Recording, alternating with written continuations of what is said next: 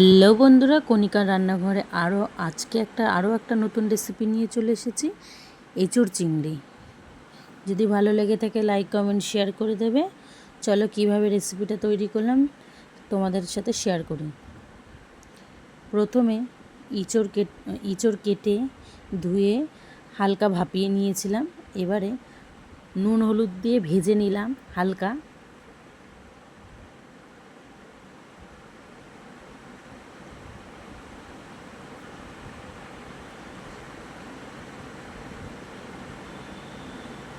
এবারে ওই একই কড়াইতে তেল দিয়ে আলুটাকে ভেজে নেব।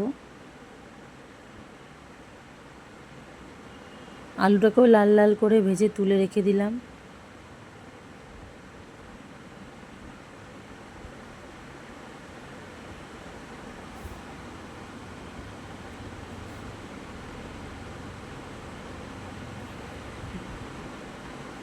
এবারে কড়াইতে আরও কিছু তেল দিয়ে দেবো। তেলটা গরম করে দিয়ে দেবো গোটা গরম মশলা, সাদা জিরে, কালো জিরে, তেজপাতা 2-3টে দিয়ে দিলাম ফোড়নে। এবারে পেঁয়াজ কুচিগুলো ভেজে নেব। পেঁয়াজটা একটু লাল লাল করে ভেজে নেব।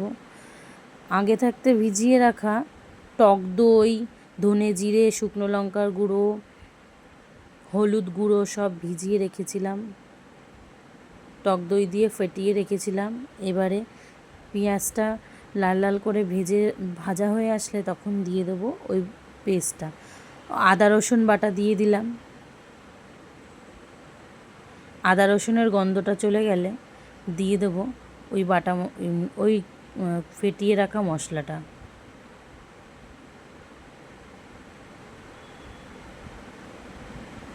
মশলাটা দিয়ে ভালো করে কষিয়ে দিলাম। গন্ধ চলে গেলে এবার মশলার কাঁচা গন্ধ চলে গেলে তেল ছেড়ে আসলে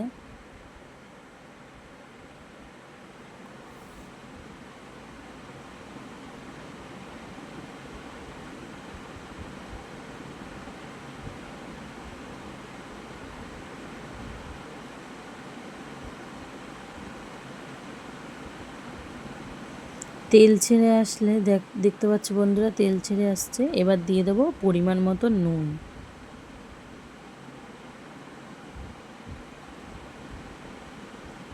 আরও কিছুক্ষণ নেড়ে চেড়ে অনেকটাই তেল বেরিয়েছে দেখতে পাচ্ছ। এবারে দিয়ে দেবো ভেজে রাখা এঁচড়গুলো দিয়ে ভালো করে কষিয়ে নেব।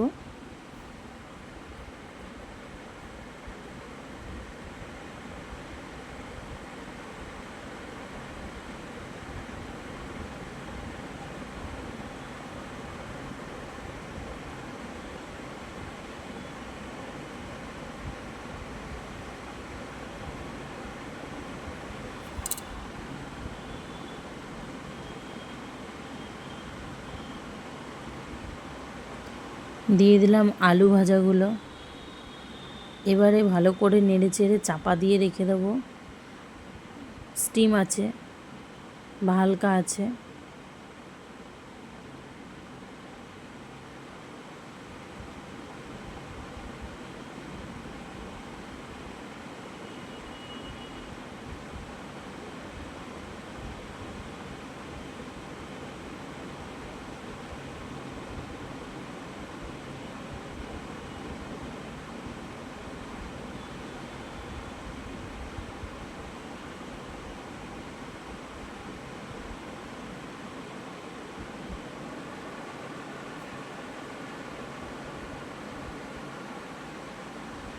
এবার চাপা সরিয়ে দিয়ে দেবো চিংড়ি মাছ ভেজে রাখা।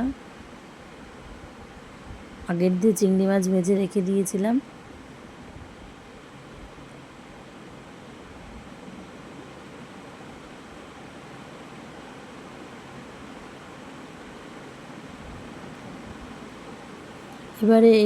এবারে ভালো করে কষিয়ে নেব চাপা দিয়ে হালকা আছে।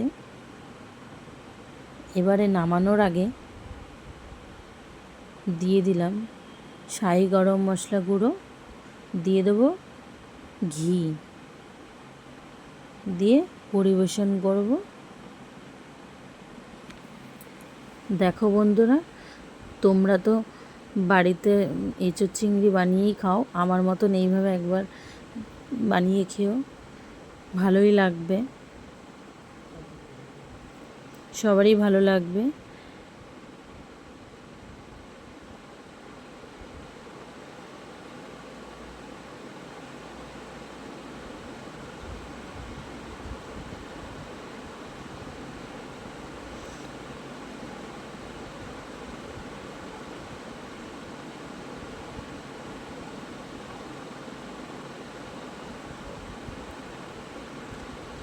আরও নতুন নতুন ভিডিও পেতে ফলো করে